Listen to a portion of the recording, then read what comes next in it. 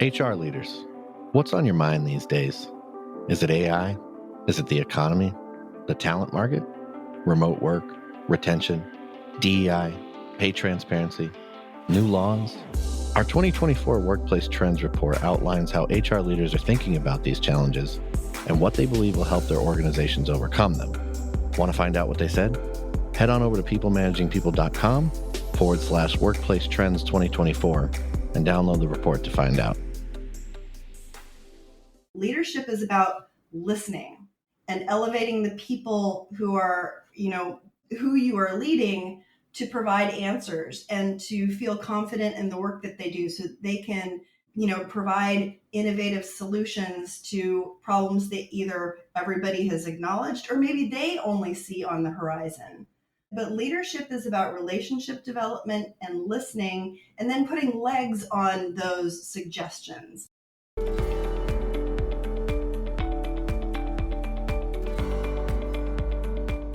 Welcome to the People Managing People podcast. We're on a mission to build a better world of work and to help you build happy, productive workplaces. I'm your host, Tim Reitsma, and today I am joined by Lizabeth Wesely-Casella, founder and CEO of L12 Services, a company focusing on creating clarity from chaos through workflow, processes, and culture.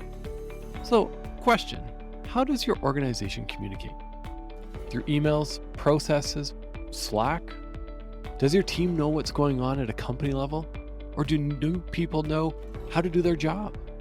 Communication is a part of the foundation of any organization, and yet we get it wrong so often. In this episode, we'll talk about why communication is so important and how you can level up your communication game through interviewing, surveying, and documenting.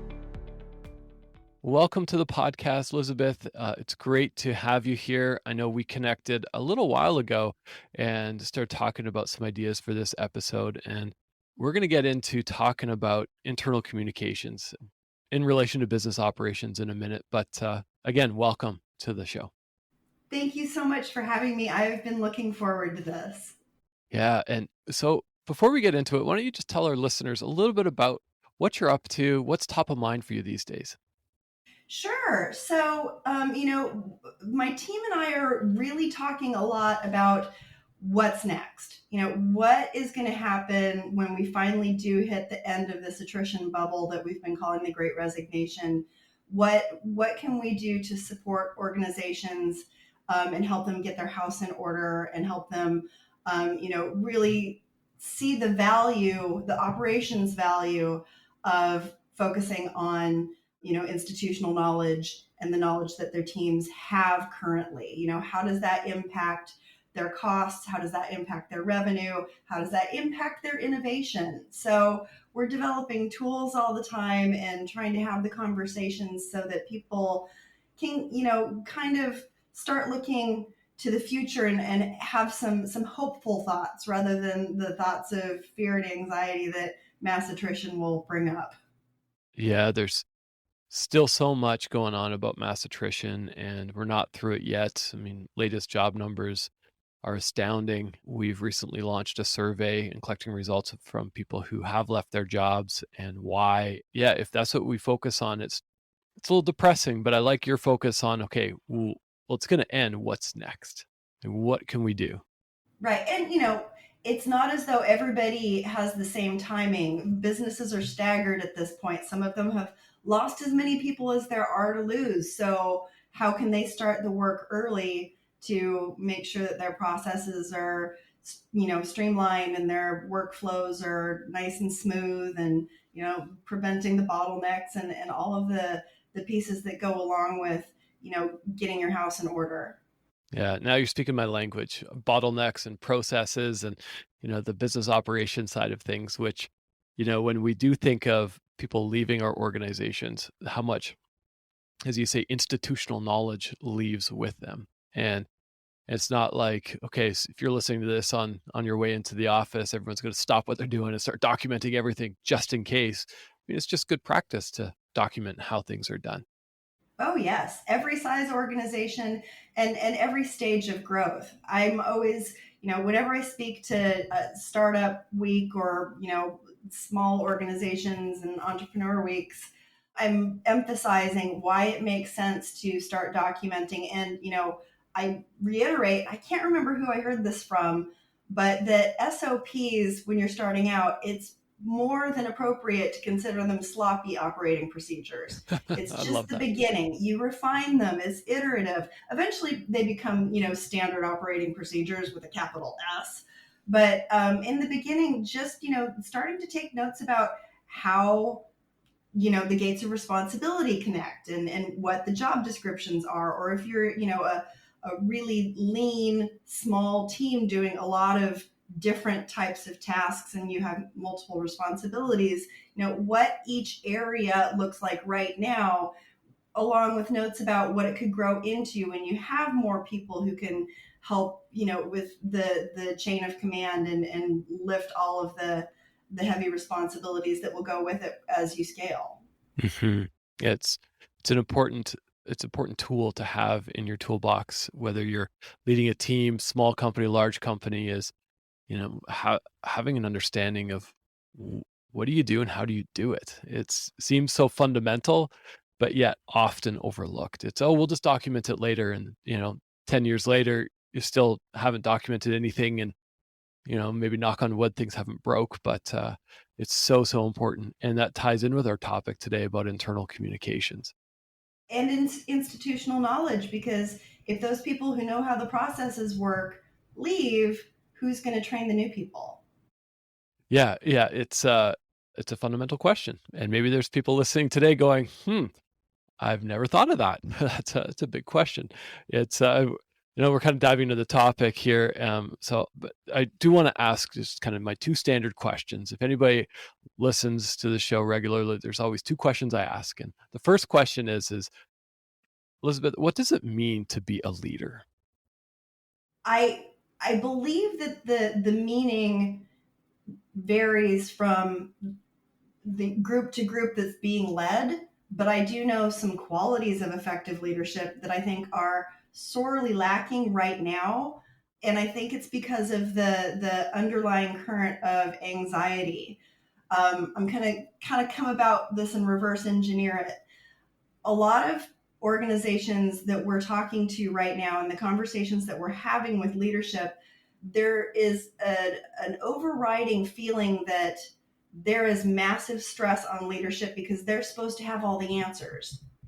And that's not actually what leadership is about. Leadership is about listening and elevating the people who are, who you are leading, to provide answers and to feel confident in the work that they do, so that they can provide innovative solutions to problems that either everybody has acknowledged or maybe they only see on the horizon. But leadership is about relationship development and listening, and then putting legs on those suggestions so that the relationship development hasn't felt like it was a waste of time, or that the person who's completing the survey or the poll realizes that their time is valued and their input is valuable. hmm I love that. It's listening and elevating and actioning. So it's not just there to solve the problem. Hey, this doesn't work. Hey, this doesn't work. Hey, leader, fix this. Hey, leader, fix this. It's taking the time and maybe coaching or helping others unlock what might not be working, so others can also solve problems. And yeah, otherwise, if that is the definition of a leader, is just to solve problems, man, that's a tough job. Right. And wouldn't that be the first job to go directly to AI if that was the case? Exactly. Uh-oh. We always have fears of AI taking the staff roles, but if there was only one job to being a leader and it was problem solving, we might as well get Watson or Wilson or whatever that the super brain that was on Jeopardy did. Yeah, exactly. Just give it to a super brain and just solve the problem. But yeah, it's reducing that anxiety. It's helping the team see past what is currently happening. If there's a crisis happening, it's celebrating and coaching and mentoring. It's all of that. And that ties in with my next question is, when you hear the phrase build a better world of work, what comes to mind? Oh, I've got that one crystal clear. I've been working at this one for a really long time. A better world of work is one where the staff comes to the job with an understanding, the clearest understanding of what it takes to be successful every single day. So they know that they do those 5 things, then they close out their day, they turn off their computer, and they can walk away and know that they did their job. There's no ambiguity. The gates of responsibility are clear. The job description is clear. They are doing what they were brought in to do. And then that leadership piece that we just talked about comes into play, where you're developing the relationships where that person who's confident in the work that they're doing, because it's clear how they can be successful every day, participates in a mutual dialogue, a discussion that elevates innovative thought and brings creativity to the table and allows for people to know each other well enough to know whether or not professional and personal development is a key aspect to their idea of their successful career, or if maybe it's working from hybrid, or maybe it's mastering one level of the job that they do, and then having aspirations to something else. But that relationship piece, that leadership cultivation, is a huge piece of that, but that can only come after staff understands clearly what is expected of them so that they can reach it every single day. This is so aligned with my thoughts and my belief on this. It's I wrote an article, and maybe this is a little shameless plug, but around this topic of clarity, responsibility, and accountability. And that's, as a leader, it's like you said, Elizabeth, it's leaders need to provide that clarity. And how can we build a better world of work is providing that clarity, demonstrating that clarity. Where are we going as an organization? How are you contributing as an individual contributor? What are you responsible for, and what are you accountable to? And so that, I think, is one of the foundations, because that also helps build trust, which also comes up when I ask this question. 100%. See, that's why I was excited to be on your show. I knew that we aligned here. Yeah, we're so aligned. So get ready for a 3-hour episode, everyone. Right. And so as we kind of pivot a little bit into this idea about business operations and communications, I'm curious, in your work, in your consulting, working with companies, what have organizations gotten wrong when it comes to communication? That communication is a one-way street, and that communication can be boiled down to one single channel. Communication is a dialogue. It's a two-way street. It's not just disseminating information from up on high. And this is specifically relevant right now because we have so many people in so many degrees of burnout. Some of them are in early stages, some of them are just almost completely shot. And what we need to realize is that communication isn't just about email, and it isn't just about putting information on the intranet. It's about meeting people where they're at. So one of the things that we're doing as an organization when we go into to support companies is we're using a really great tool called the Helix assessment. And what it does is it helps us assess chaos tolerance. And the assessment can be used in a number of different ways, but for the work that we do, what we're trying to understand in a visual manner is, where does the organization as a whole land on the burnout spectrum, so to speak? Do you have people who are just fine handling chaos really well, they're super tolerant of it, and they just want to rock and roll and go?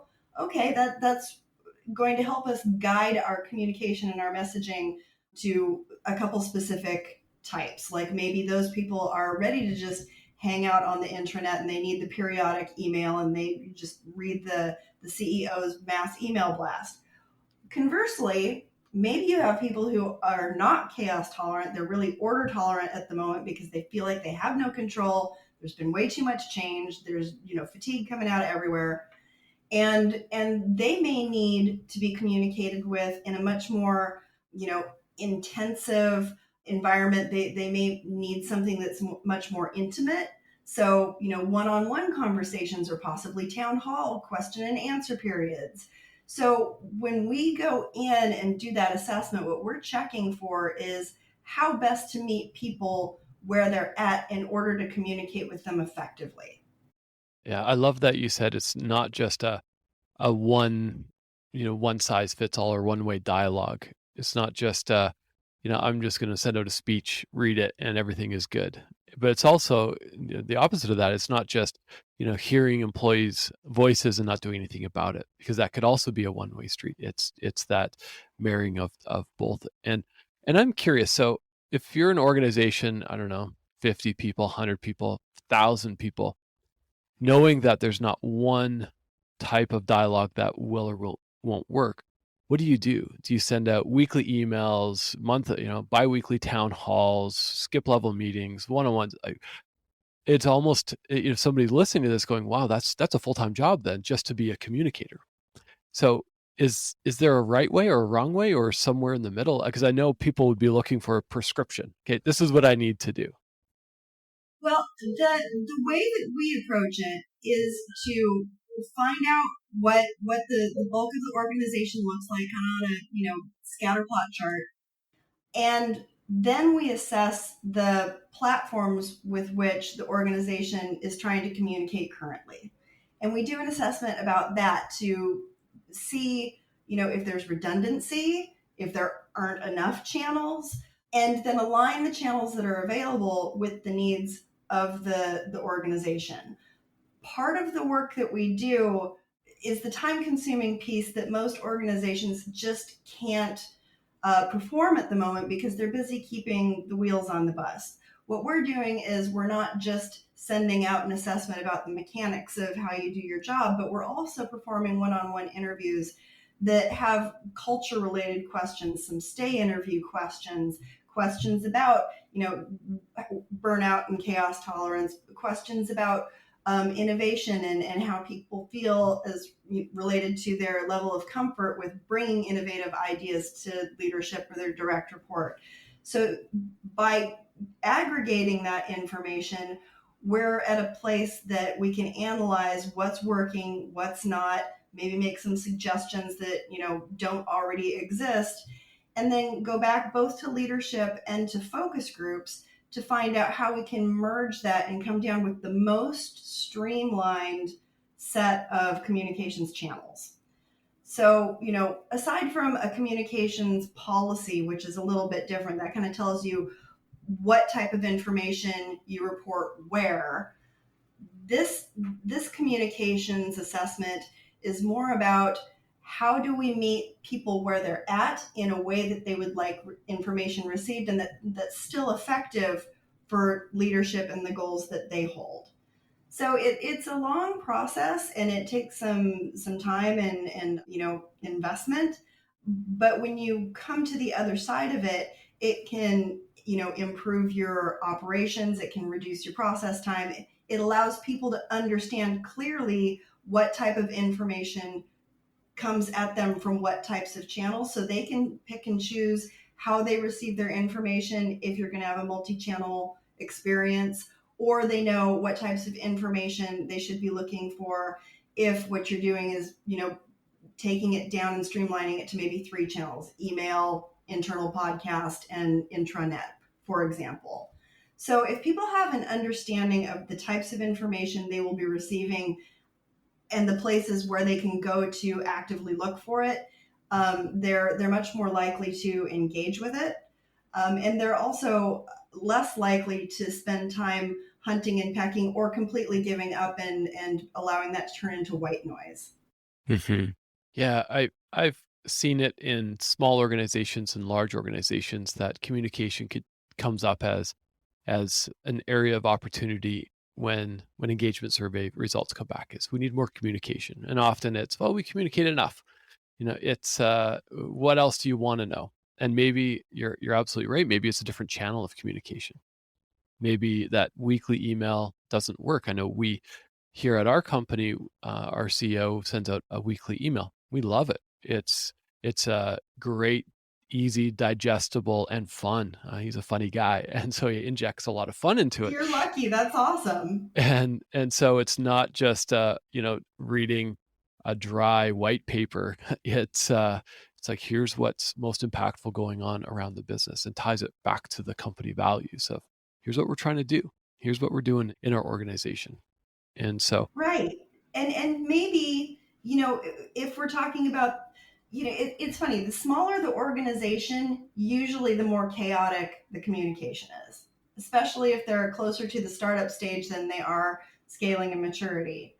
But you have this in larger organizations too. Like you said, when they say, "Do you want more communication?" Well, what does that really mean? So by kind of siloing it and saying maybe the quarterly or weekly or annual goals come from that specific email from your leader, but they find out about their, you know, opportunities for wellness programs or leadership programs or professional development. Maybe they have that held on an intranet site. But having that documented and having it really clear where you can go and see these two very different types of communication is helpful, and it reduces time.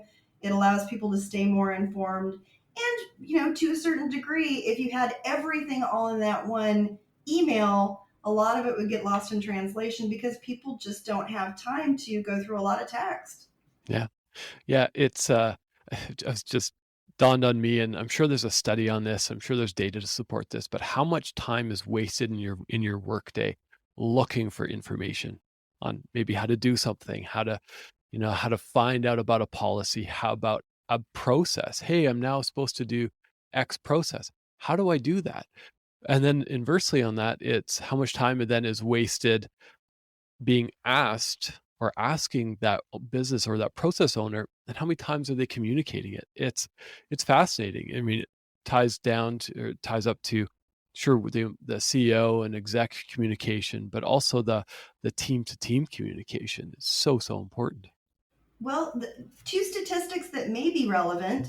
I believe that in 2019, it was Microsoft that commissioned a study that found out that something like 27% of management's time is taken up on those types of emails, the types that they're crafting and sending out or they're receiving back about them. And then there's the other piece that says that $550 billion was lost due to poor internal communication in 2019 alone.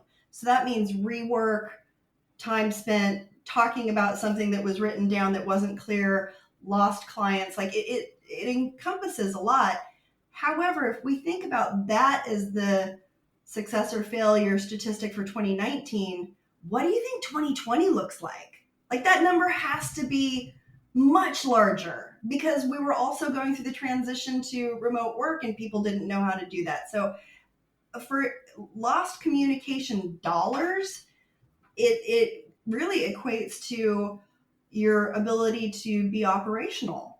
If you have broken processes due to a pandemic or due to a labor shortage or due to scaling, you're losing money because you can't communicate properly. So when you take the time to get your house in order and document how your communication comes to you and what types of communication come on which platforms, you're saving money.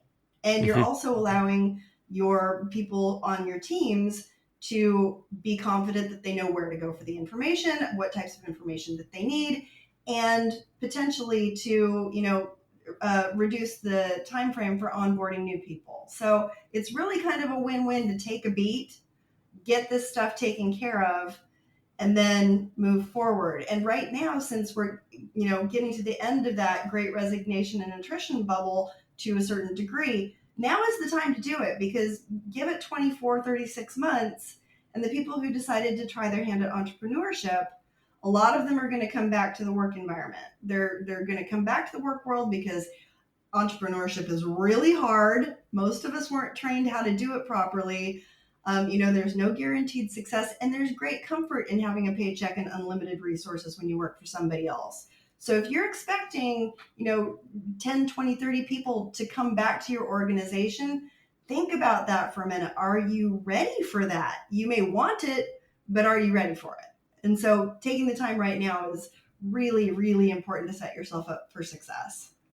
Yeah, it's so important as we think about this new world of work. I'm sitting in my home office, you're in your home office, you have a team, I have a team all over the world. And if things are not documented, how can someone in Spain or Indonesia be able to get their job done? If they have a question, I'm sleeping. So is that just a wasted day of productivity versus having things documented? But also, we're talking about communication in a lot of different ways. And it's, yeah, that business process communication, but also that exec team or team lead communication.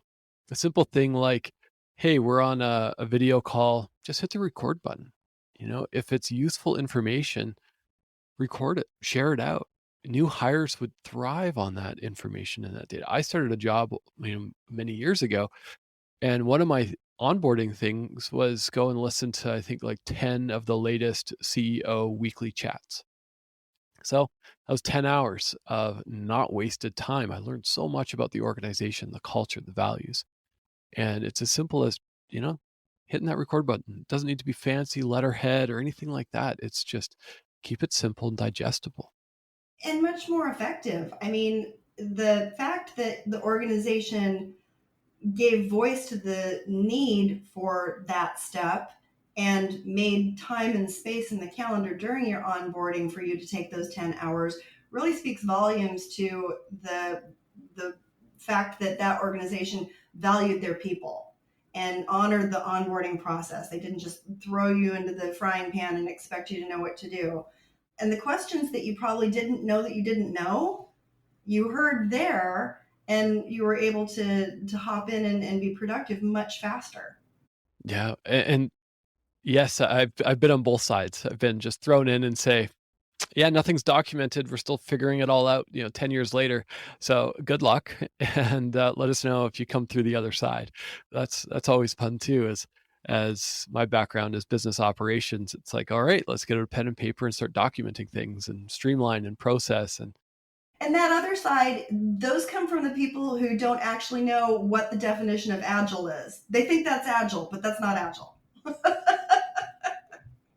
We move fast and break things. Okay, well, you've just broken my brain. Yeah. It's going to take me a hot minute to get back on board here.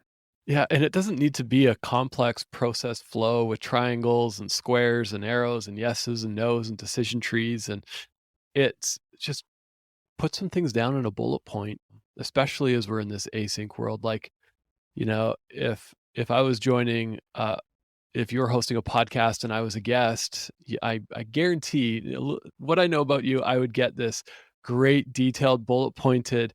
Here's what you do. Here's what you do, and you run into trouble, and it's it just eases everyone's mind, just like a CEO communication or exec communication to the organization. It just, if we do not hear what's going on, we're brilliant beings at making up our own narrative, and we can fill in the blanks. And so important. But so how do we then encourage people to speak up, encourage people to communicate, or, hey, approach their leadership team or their manager and saying, hey, things aren't documented, or I need more communication. I don't know what's going on. How do we encourage others? I think that with that question, we're talking to a set of people who is already, they're ready to have the conversation. There are some people that are just never going to be ready. They don't want to. That's almost conflict to them. But to the people who are ready, I would say take the existing documents or the lack thereof and edit them as you would see fit. With an eye toward keeping it simple as it can be without being, unproductive. And then approach somebody and say, we've been through a period of transition and we're probably all looking at how to improve processes and culture and workflow. Here's my idea. What do you think of this? And you may run into somebody who says, well, we've just always done it this way.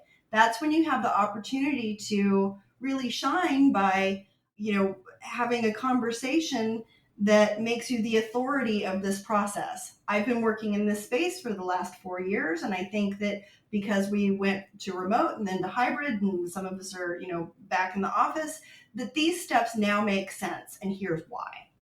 Yeah, it's the word ownership comes to mind. Taking ownership, not just sitting back waiting for somebody else. It's taking that ownership. And that could be scary. It can be. Can I kind of flip the question on its head a little bit, though? Absolutely.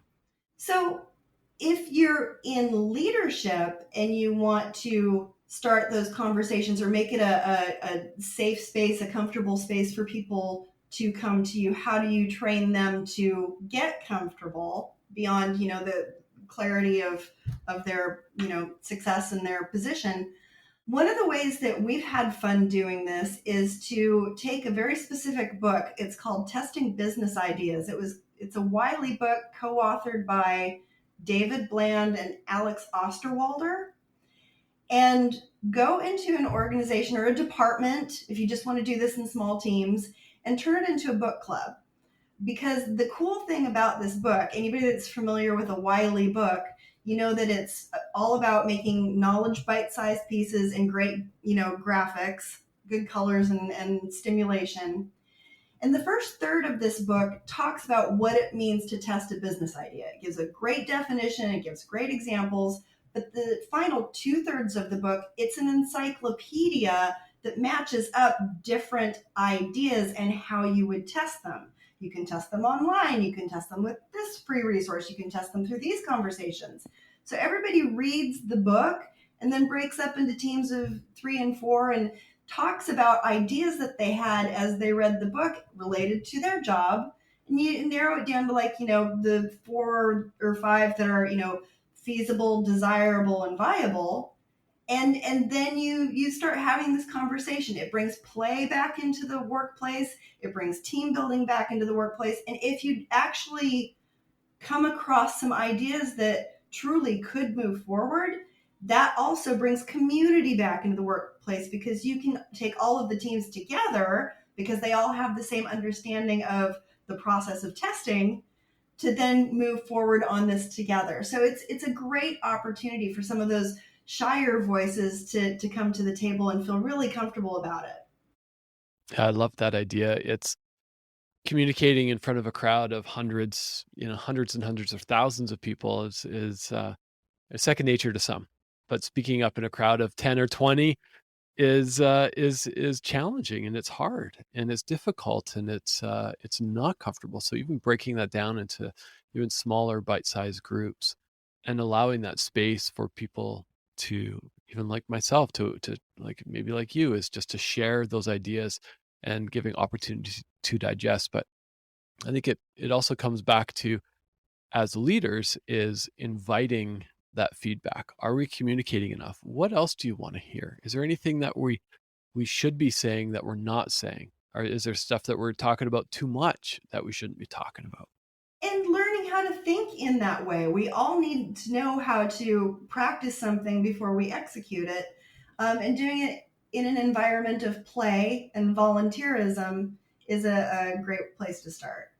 Yeah, I think it's an important place to start. And, as I think about, we wrap up our conversation about internal communication and what's the one thing somebody can do today if they're listening to this on their way to work or way to home or on their way home, is what can someone do today to level up their internal communications, whether it's a leader or an individual contributor, or,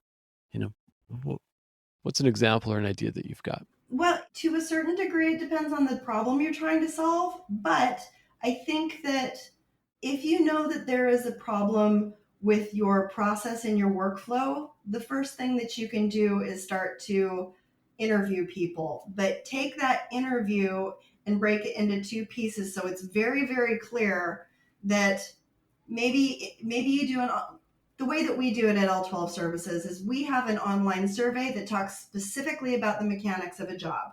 Do you understand the platforms that are necessary for you to perform your job? Do you feel as though the hours that you're required to be doing your job are in alignment with what you expected? Do you feel as though your job description is up to date? Mechanics on one side. Then we follow that up with a one-on-one interview that talks more about the cultural side of things. Are you comfortable bringing innovative ideas to your direct report? Do you and your direct report meet with each other more than an annual review? Do you have conversations about professional and personal development as opposed to simply productivity? And there's stay interviews sprinkled in there as well. So I think that for if you're not going to invest cash, but you have time to invest, that is a great first step, because you will find out from the people doing the jobs, basically the grassroots of your organization, what's working, what isn't, and what you can tune up. So you're finding out whether or not the channels that you're currently using are effective, or if people don't know about certain programs that you've been offering for years that they're not taking advantage of because they really don't hear about it, or it's become white noise. I love that. Yeah, it's a key takeaway for me is, stop what you're doing after you're done listening to this podcast is document, like write out your most important processes to your business and do you have some documentation around that? And then the next step, or maybe simultaneously, I love that idea of surveying people and talking to people at all levels of an organization. And do you have the right tools to do your job? Do you know where to look for information on, maybe it's people policies or business policies or processes? Are you getting enough insight into the direction of the organization? Do you know the direction of the organization? What else would you like to hear from the CEO? And start there, not just, take down some notes and file it away in your virtual filing cabinet. Take action. Have to take action. Absolutely. Well, it's been a pleasure. I know I've got some great takeaways here and some things that I know I need to bring into my team. And so thank you so much again for coming on, Lizabeth. Oh, it's my pleasure. Thank you so much for having me. This has been a really enjoyable conversation. Yeah, thanks again. And for those who are listening, check out our show notes at peoplemanagingpeople.com. We'll have a link to Lizabeth's LinkedIn and her company, as well as some of the resources she talked about today. And as always, we'd love to hear your feedback. Head to our LinkedIn, connect with me there, or send me an email at tim@peoplemanagingpeople.com and let me know what you thought of this episode and what you'd like to hear on future episodes. And so with that, Lizabeth, have a great day. You as well.